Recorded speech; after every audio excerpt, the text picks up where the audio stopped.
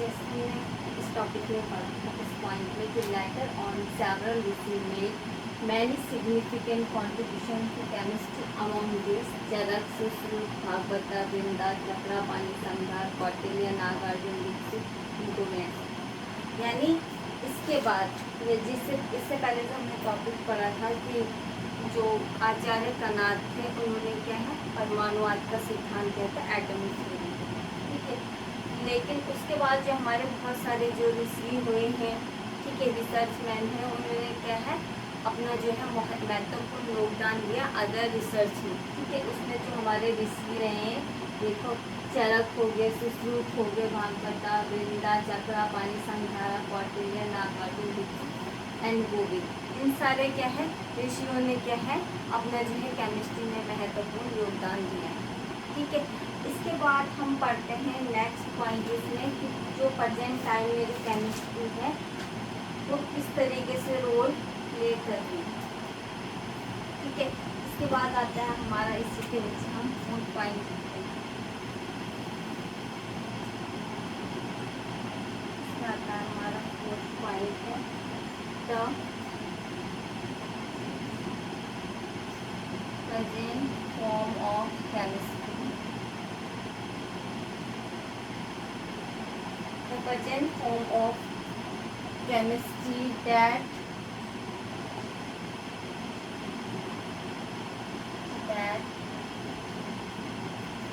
we study today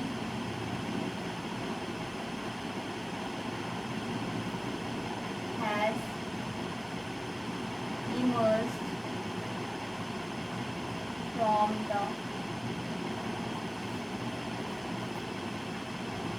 the works of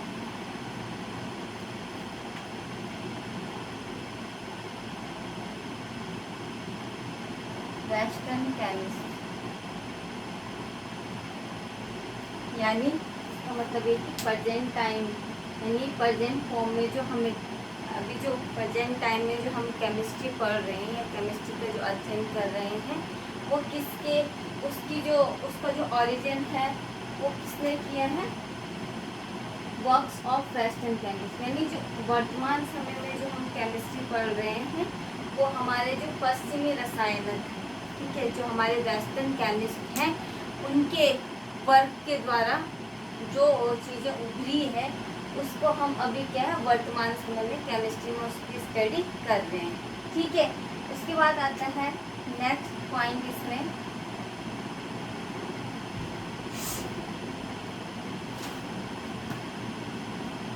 next point है perhaps the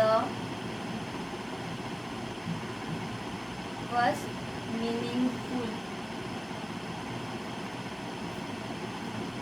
meaningful approach of chemistry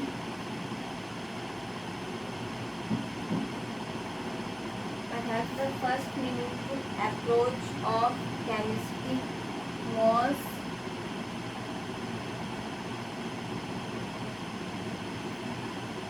made by alchemists during the period of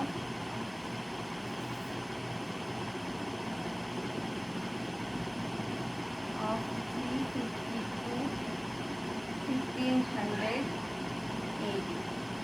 इसका मतलब ये है कि जो इसका मतलब ये है कि perhaps the first meaningful approach of chemistry was made by alchemists during the period of 350 to 500। इससे यहाँ कहा जा रहा है कि शायद जो अल्केमिस्ट थे, अल्केमिस्ट ने ही पहली जो है मीनिंगफुल अप्रोच दी थी केमिस्ट्री के बारे में in the period of 350 to 1500 AD के बीच में। यानी जो अल्केमिस्ट है शायद उन्हीं की जो फर्स्ट अप्रोच थी, यानी उनकी पहली जो है अर्थपूर्ण दृष्टिकोण से जो हमें केमिस्ट्री के बारे में जो है रिसर्च के बारे में पता चला, तो वो किसके ड्यूरेशन में पता चला, अल्केमिस्ट की ड्यूरेशन में। कौन सा ड्यूरेशन था वो 350 से 1500 AD के बीच में, ठीक है। हम कह सकते हैं कि केमिस्ट्री के जो पहली हमें अर्थ या अर्थपूर्ण दृष्टिकोण जो मिले हैं, यानी केमिस्ट्री के हमें पहली अर्थपूर्ण दृष्टिकोण यानी मीनिंगफुल अप्रोच जो मिले हैं वो किसके काल में मिले हैं? अल्केमिस्ट। यानी अल्केमिस्ट का जो 350 से 1500 AD के बीच का जो पीरियड था उसके बीच में क्या है, हमें केमिस्ट्री की क्या है, मीनिंगफुल अप्रोच मिली। ठीक है, इसके बाद नेक्स्ट इसी में जो है अल्केमिस्ट जो साइंटिस्ट थे उन्होंने क्या किया, दो चीज़ों पे क्या है रिसर्च करनी शुरू करी। ठीक है, तो उन्हें क्या है दो चीज़ों पे रिसर्च करने में काफ़ी दिलचस्पी थी। हम यहाँ पे लिख सकते हैं कि alchemist were interested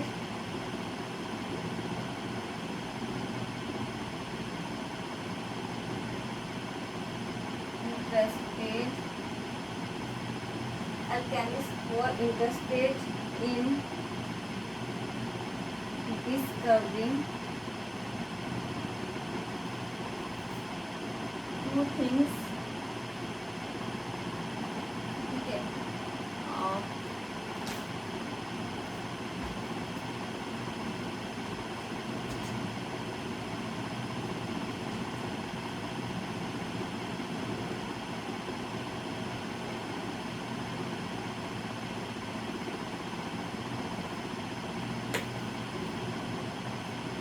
two things कौन कौन सी थी? पहला एक नेक्टर था, ठीक है, और दूसरा था फिलोसोफर स्टोन। ठीक है, यानी अल्केमिस्ट को क्या है दो चीज़ों की रिसर्च करने में काफ़ी इंटरेस्ट था।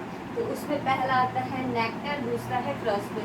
नेक्टर का मतलब होता है एक कल्पना, ठीक है, एक कल्पना यानी इमेजिन के बारे में रिसर्च कर रहे थे। दूसरा है फिलोसफर स्टोन का मतलब होता है एक दार्शनिक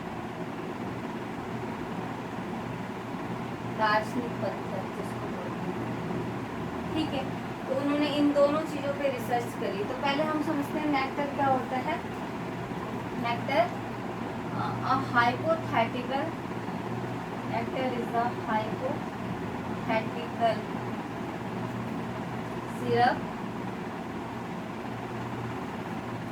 which could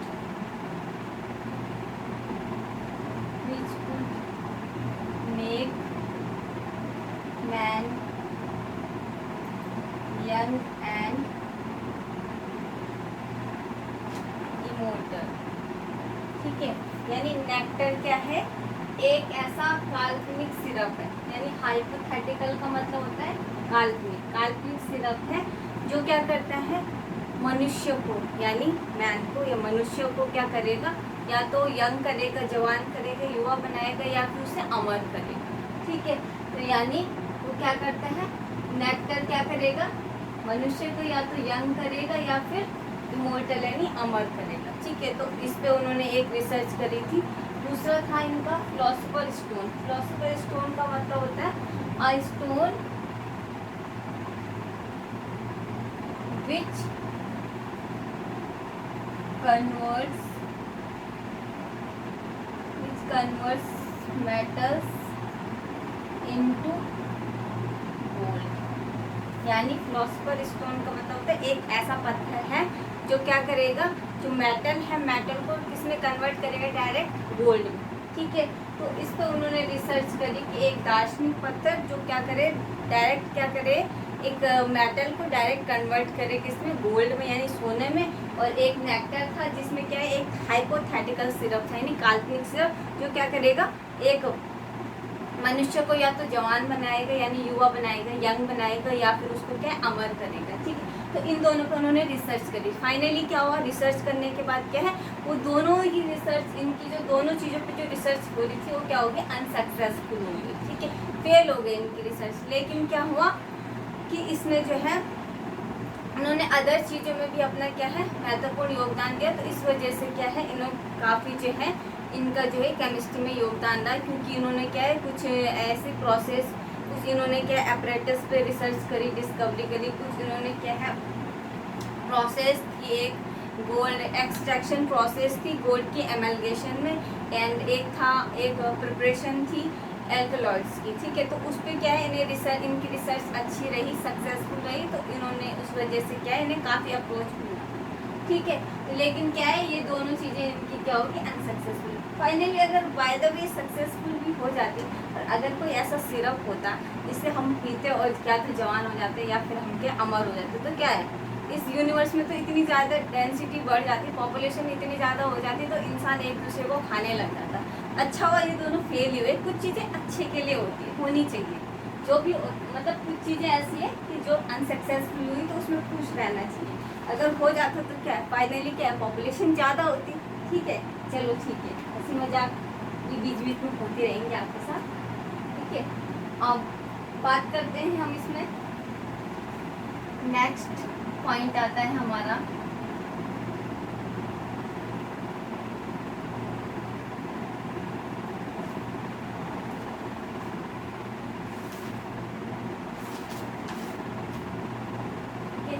ये तो बात थी हमारी यहाँ तक, ठीक है।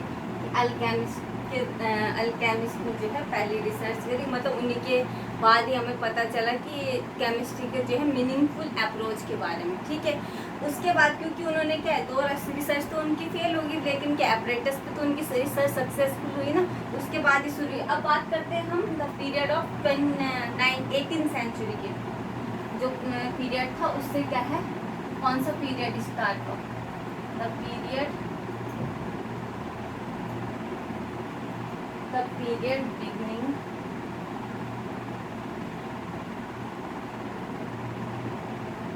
the end of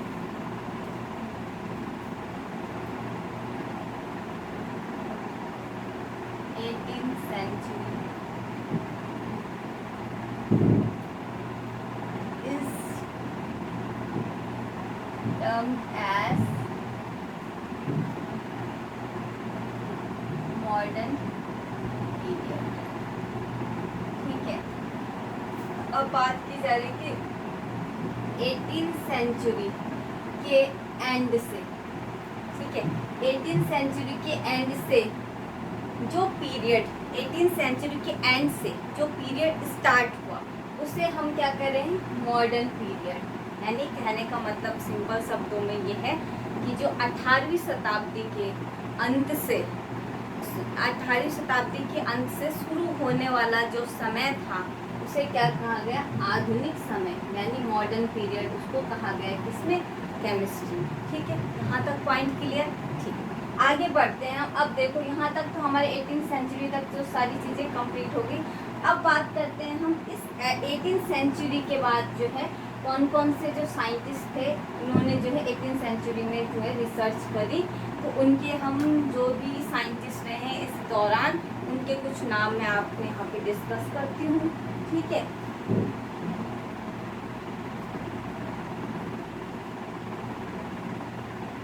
इसमें हम बात करते हैं, पहला आता है हमारा, इसे रफ कर देते हैं, ठीक है, इसे प्रॉपर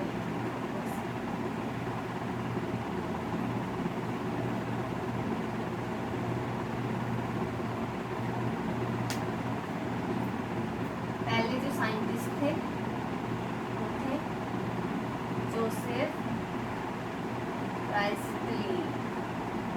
पहले साइंटिस्ट थे जोसेफ प्राइस्टली, जिन्होंने डिस्कवर किया था ऑक्सीजन को, डिस्कवर्ड ऑक्सीजन, यानी इन्होंने ऑक्सीजन की खोज की।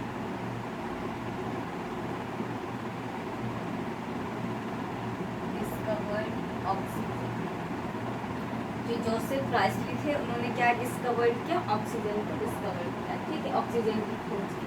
दूसरे आते हैं लेवोसियर। लेवोसियर को क्या कहा जाता है, आधुनिक रसायन विज्ञान का इन्हें जनक कहा जाता है। Who is regarded as the father of modern chemistry, who is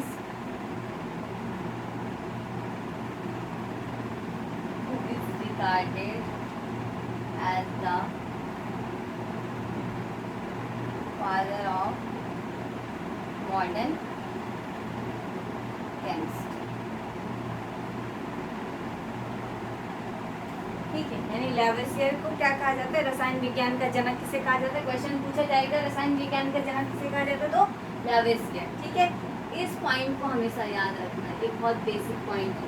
रसायन विज्ञान का जनक, father of chemistry, that is a Lewis. ठीक है, नेक्स्ट साइंटिस्ट आते हैं हमारे पास जॉन डाल्टन। आप सभी को पता है डाल्टन ने कौन सी थ्योरी दी थी। John Dalton gives atomic theory. John Dalton ने भी कौन सी थ्योरी दी थी, एटॉमिक थ्योरी को उन्होंने प्रपोज किया। हाँ, उसके बाद जॉन डाल्टन के बाद आते हैं हमारे पास मैनलीव थ्योरी। ठीक है, मैनलीव ने क्या दिया था, पीरियोडिक टेबल के बारे में मैनलीव ने बताया था, कितने एलिमेंट होते हैं, पूरी पीरियोडिक टेबल कितने होते हैं